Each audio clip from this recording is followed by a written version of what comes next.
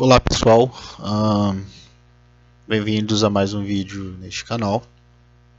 Ah, Bem, vou gravar um vídeo hoje que é uma singela homenagem a, a um cara que foi um gigante para a produção científica e para a divulgação científica também.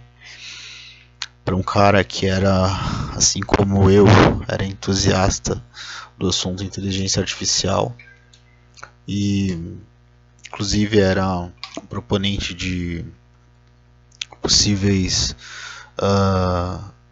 futuros distópicos advindos dos avanços da inteligência artificial. Foi um cara que viveu uma vida intensa, apesar de uma doença degenerativa. Um cara que foi estimado com 2 anos de vida aos 20 e poucos anos e viveu, excedeu em 50 anos essa expectativa que foi passada a ele por um médico. Um cara que constituiu família, teve filhos, deixou um legado de produção científica invejável por qualquer um.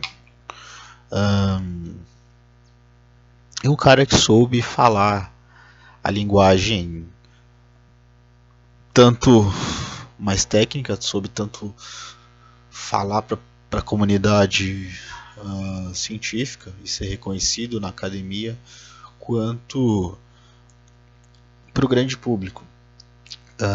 Óbvio que eu estou falando do Stephen Hawking, enfim, esse grande cara, esse cara sensacional, esse cara que,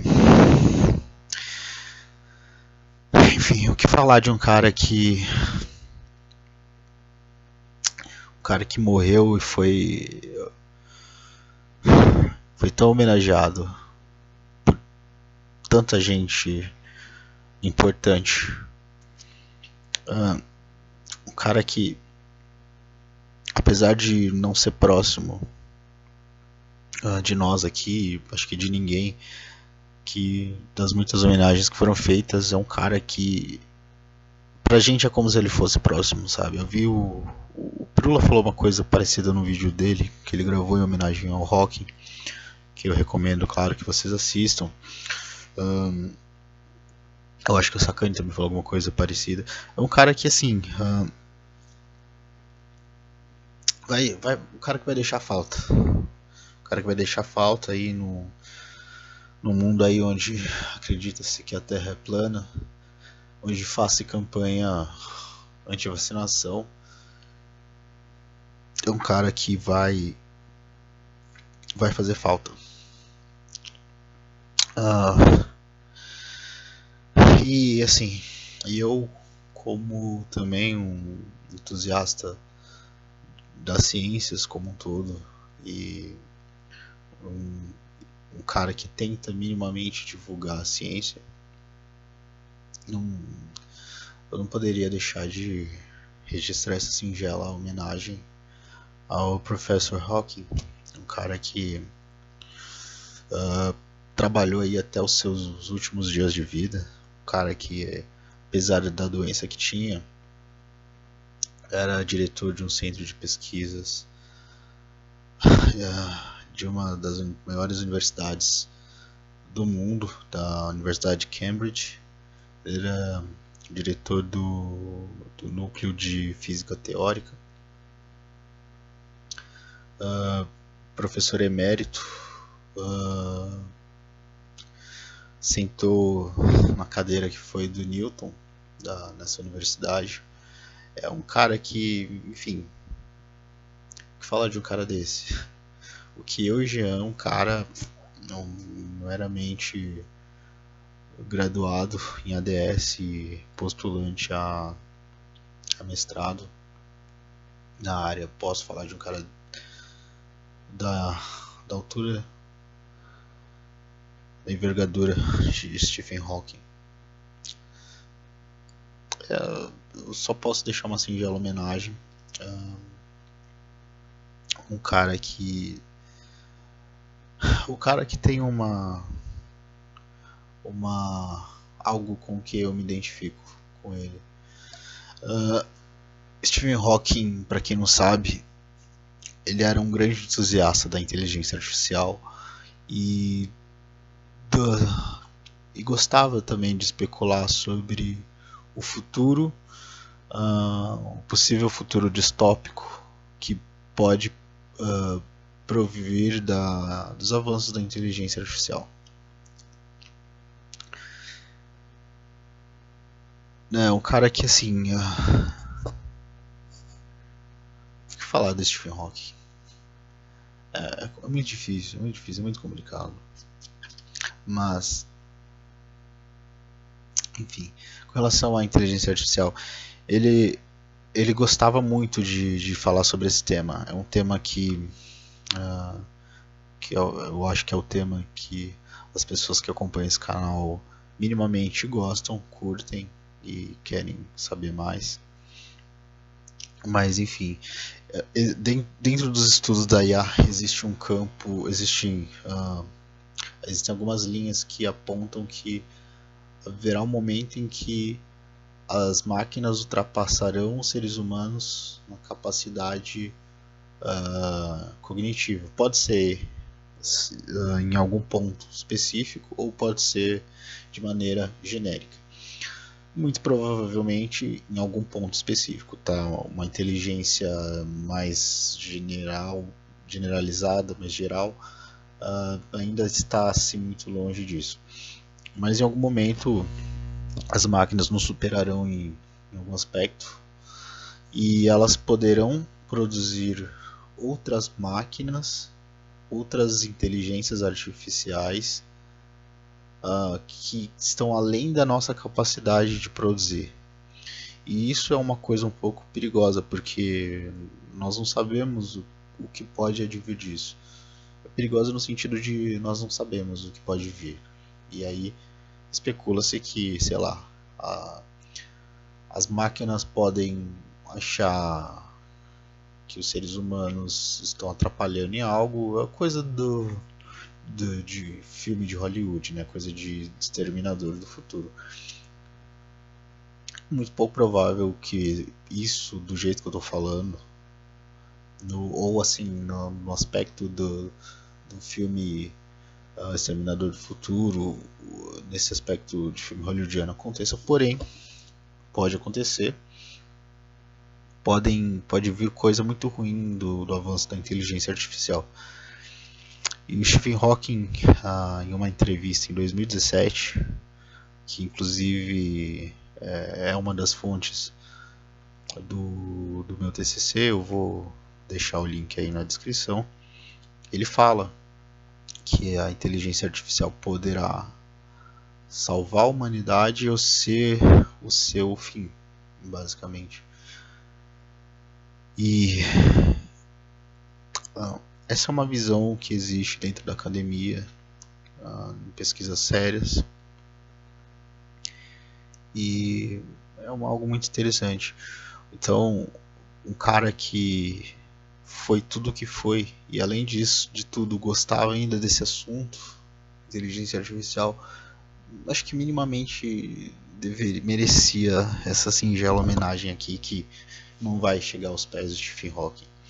Ele, como ser humano, foi retratado no filme A Teoria de Tudo, que é de 2015, 2016, é um filme bem recente.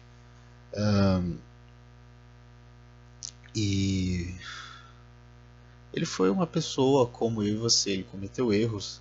Você vê no filme que ele comete erros, ele é um ser humano normal e parecia ser um ser humano incrível, da forma como ele foi retratado pela primeira esposa. Ele parecia ser um ser humano incrível, e pessoas que você vê em entrevista que tiveram convivência com ele, em geral essa é a visão que se traz dele. Ele era uma pessoa muito divertida, vamos dizer assim. Era uma companhia legal em se ter. E E acima de tudo ele era um cara que sabia traduzir termos muito difíceis.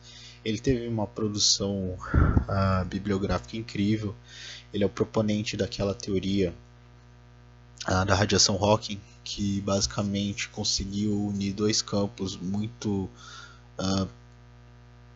distantes, muito difícil de unir na dois campos da física, que é a física clássica, né, e aquela física newtoniana que foi aprimorada aí com a relatividade geral do Einstein, e a física quântica, a mecânica quântica, que é um campo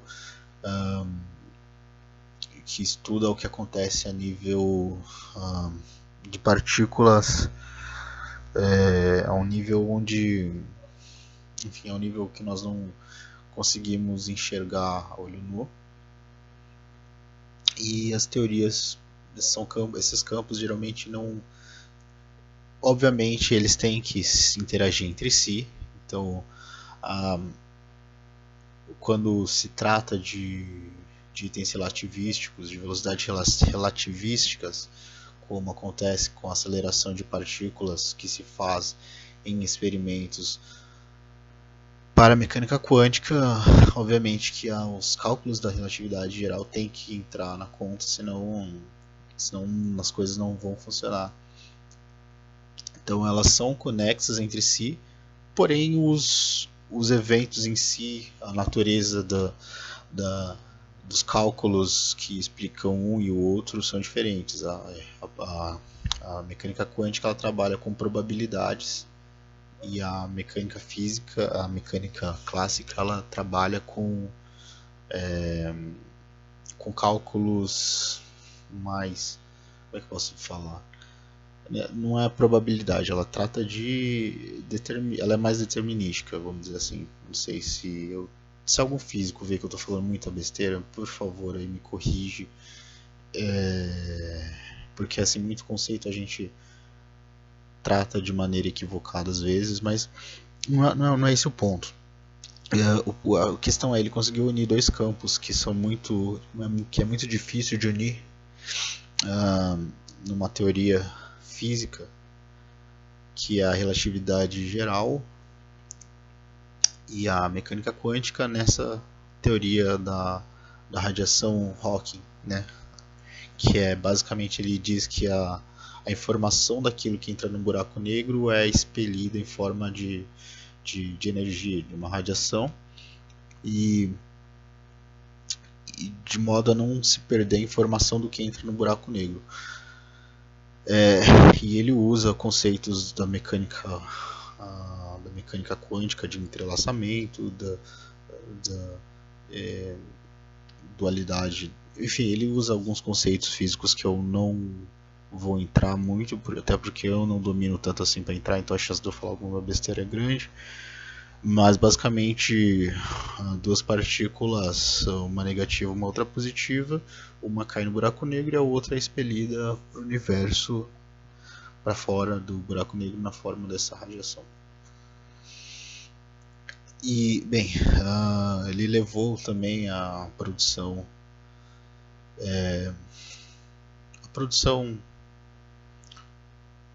técnica dele para o grande público num livro que foi muito vendido, mas muito vendido, talvez aí um dos livros de físicas mais vendidos da história da humanidade, que é Uma Breve História do Tempo, onde ele trata dos conceitos.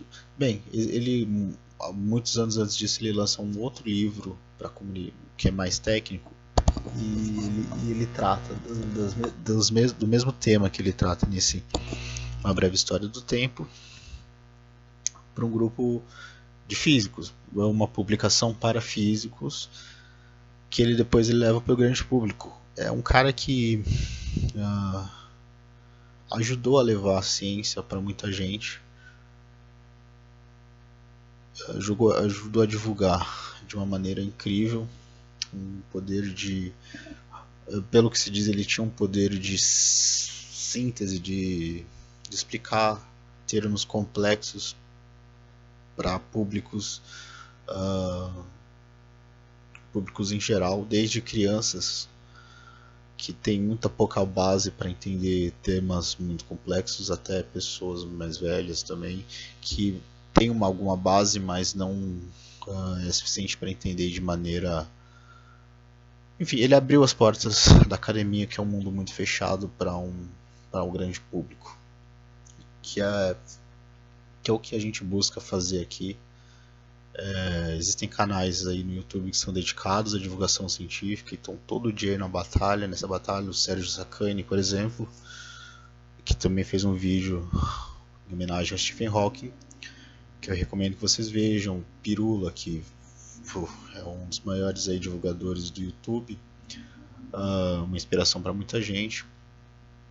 E o Schwarza do Poligonautas, cara, todos os canais aí que se alguém conhece esse canal, provavelmente já conhece. Então, enfim, eu vou deixar os links aí, recomendo que vocês vejam todas essas homenagens. E, cara, é isso. Quem sou eu, como disse no começo, para fazer uma homenagem para Stephen Hawking? Se um dia a minha produção chegar perto dos pés da produção dele, eu vou ficar muito feliz.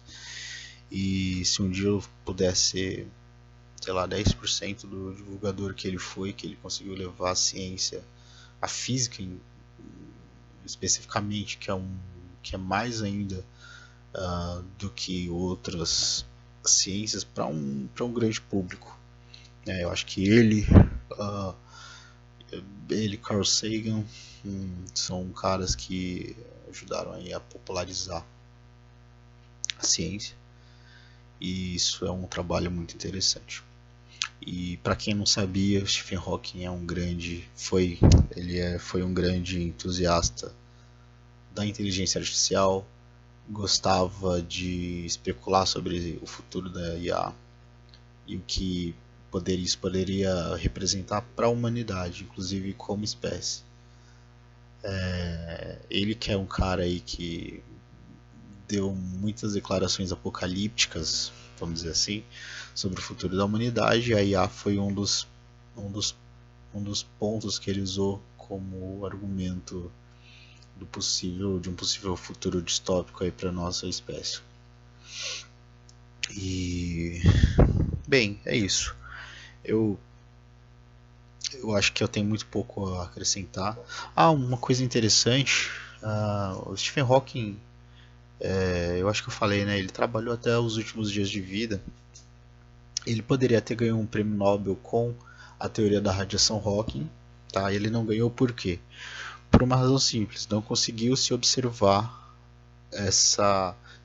comprovar a teoria dele através de uma observação.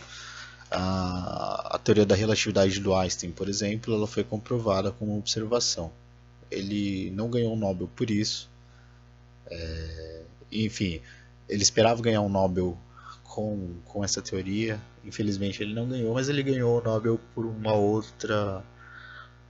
outro artigo que ele escreveu. Enfim, é algo ligado a elétrons, mas eu não lembro exatamente o que é. Mas ironicamente, a principal teoria dele não lhe rendeu um Nobel. Por isso que o Nobel é um negócio engraçado, né? Um prêmio engraçado. Não sei se sempre é justo, enfim, eu não vou entrar nesse mérito também. Mas o Stephen Hawking poderia ter ganho um Nobel com a teoria da radiação Hawking, que ele não ganhou, por essa questão que eu acabei de pontuar. E 2 semanas antes de falecer, ele escreveu um artigo em coautoria com, enfim, um outro físico teórico. Me perdoem, eu não preparei o roteiro para fazer esse vídeo, não me lembro agora. Onde eles propunham basicamente um método de detecção de universos paralelos. Que, cara, é algo revolucionário, né? como físico teórico, eles não fazem isso como especulação, eles fazem baseados em equações. Me perdoem, eu não fiz a lição de casa de ler esse artigo, porque eu não tive tempo de fazê-lo nas últimas semanas. Bem, isso aí foi divulgado nos últimos dias. Eu, infelizmente, tenho tido um certo déficit de tempo. Hoje tive uma janela aí para gravar esse vídeo e eu aproveitei para gravar, para deixar essa singela homenagem registrada aí nos anais da história deste canal. Então, bem, e essa teoria dele é muito interessante.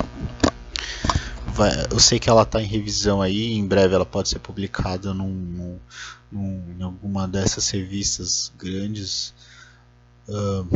como, sei lá, Nature, essas revistas, ou a Physical Letter Review, que é especializada na produção de artigos, na publicação de artigos de física.